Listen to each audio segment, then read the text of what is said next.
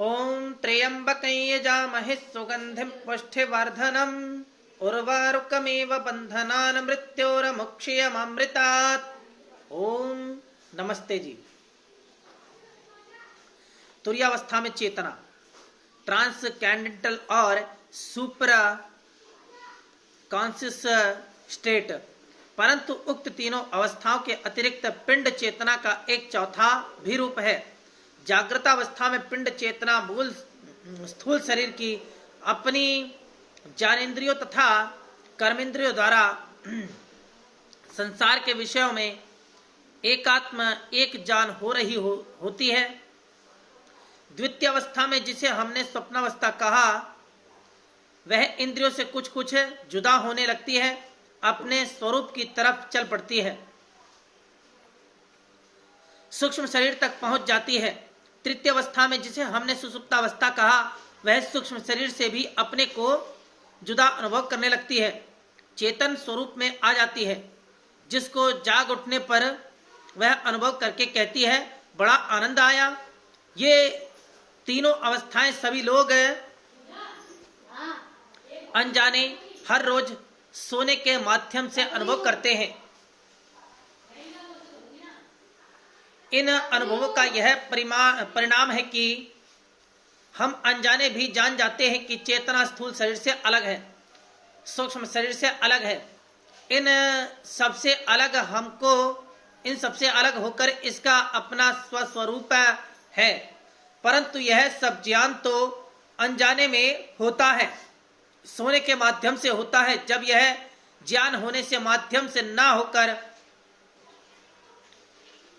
जानते बूझते जागते हुए हो, तब हमारी क्षुद्र चेतना, यह छोटी सी चेतना जो इस देह रूपी पिंजरे में बंद है, अपने आप को लांग कर अपने को उस विशाल चेतना के, ब्रह्मांड चेतना के सम्मुख उपस्थित पाती है, जो इस विशाल अनंत सृष्टि में जीवन का संचार कर रही है।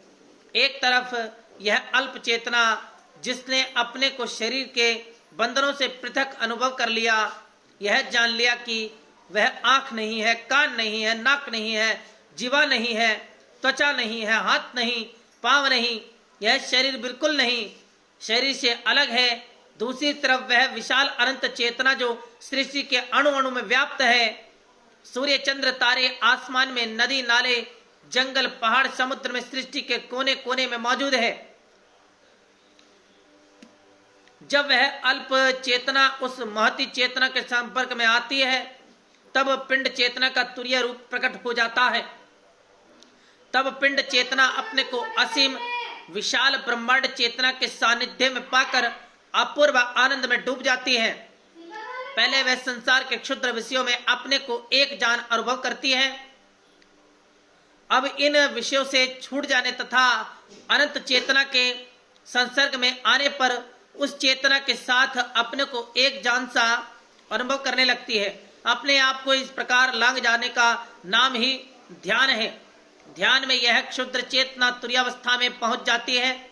पहले जिस सुषुप्तावस्था का वर्णन हमने किया, वह अचेतन अवस्था, अनकॉन्शियस स्टेट कहलाती है। परंतु सुसुप्ति की अचेतन अवस्था का यह अर्थ नहीं है कि चेतना अचेतन हो गई। चेतना चेतना कहला ही नहीं सकती अगर वह अचेतन हो जाए। सुसुप्ति की अचेतनावस्था का अर्थ यह है कि शरीर अचेतन हो गया। शरीर की ज्ञानेन्द्रियों तथा कर्मेंद्रियों ने कार्य करना छोड़ दिया, क्योंकि चेतना ने शरीर के साथ बना हुआ गठबंधन शिथिल कर दिया। यह चेतना जो सदा जागरूक रहती है, वह शरीर के बंधनों को लांग कर जब जागृतावस्था, कॉन्शियसनेस, स्वप्नावस्था, सब कॉन्शियसनेस तथा सुसुप्तावस्था, अनकॉन्शियसनेस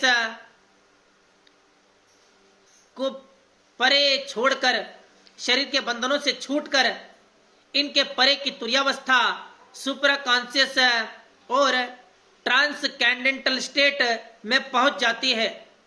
तब चेतना अपने यथार्थ स्वरूप में आ जाती है। चेतना के इसी स्वरूप को पा लेना भारतीय शास्त्रों का लक्ष्य है। भारतीय शास्त्रों का लक्ष्य है। ओम नमस्ते जी। आगे की बातें अगले अध्याय में।